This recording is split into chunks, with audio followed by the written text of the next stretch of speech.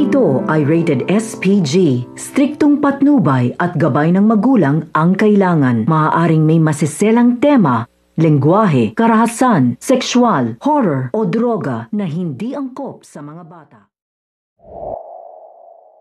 Nagkakalapit na nga ang mag-amang Annalyn at Doc Tanyag sa bloodletting nga.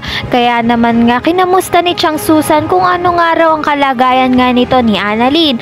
At ang sagot nga nito ni Annalyn ay mabuti nga siya dahil nga kasama niya ang kanyang ama.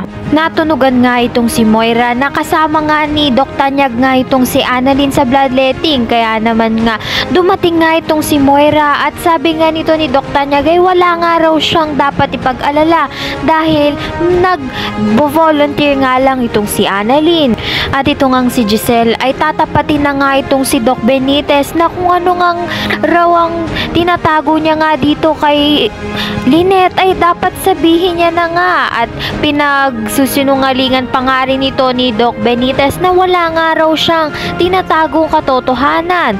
Samantalang ito ngang si Doc Tanyag ay malapit na ngang magbalik ang kanyang alaala nang may matulungan nga siyang pasyente.